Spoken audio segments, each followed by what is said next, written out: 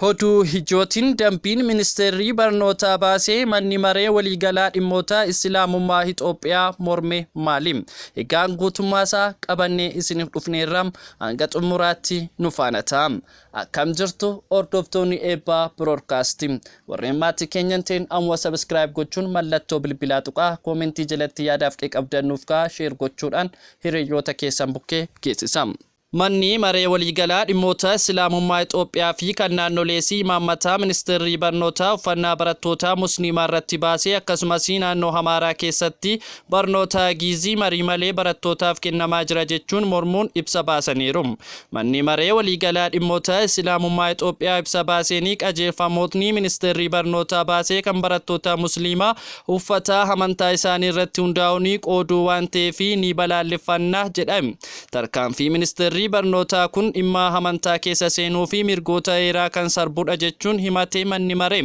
Ibsa dhimma kana irratti miidiyaalee fi kenname irratti pirezidaantiin mana maree waliigalaa dhimmoota Islaamummaa Sheek Haji Ibrahim Tufaa sarbamni mirga barattoota dubartoota musliimaa irratti xiyyeeffatee atamtamaan dhaabbachuu qaba jedhani.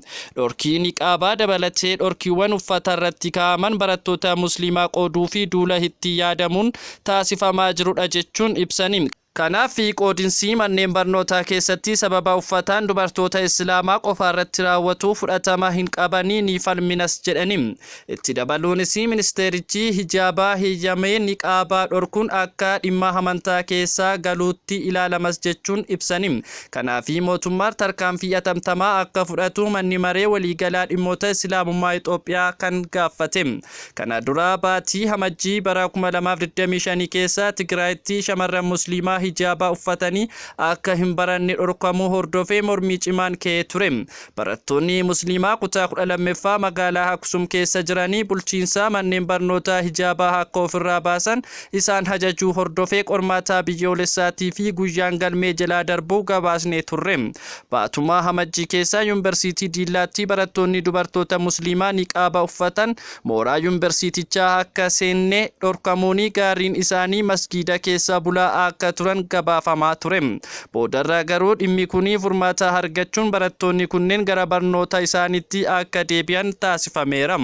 Yeroo sanattis manni maree dhimmoota Islaamummaa gochicha kan balaaleffatan yoo ta'u, ergasii manni maree waliigalaa dhimmoota Islaamummaa Itoophiyaa koreen miseensa 17 qabu sarbinsa irra deddeebiin raawwataman qoratanii fi furmaatowwan yeroo dheeraa dhiyeessan hundeessee ture.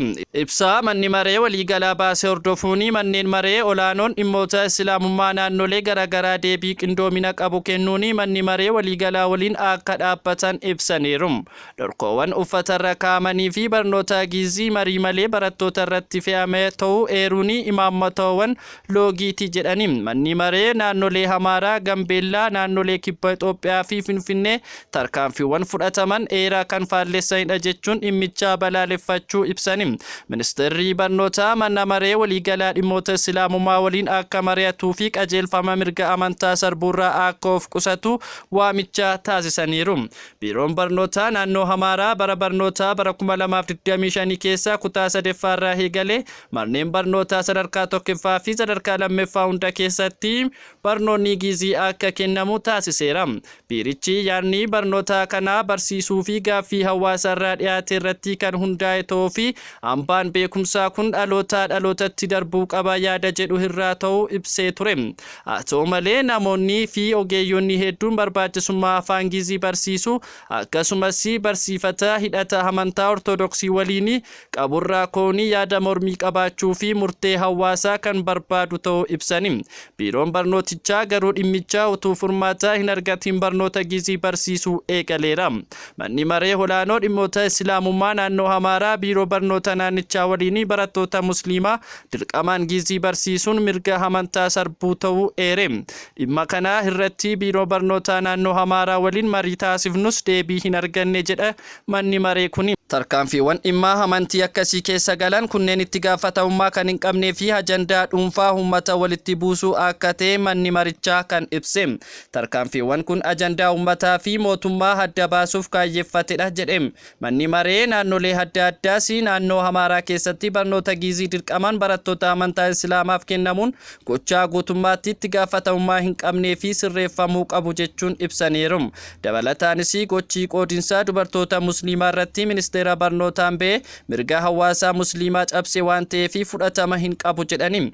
Manni maree waliigalaa dhimmoota Islaamummaa Itoophiyaa gochaa mootummaan mirga amantii yeroo sarbu gidduu seenuu fi aangoo akka qabullee ibse.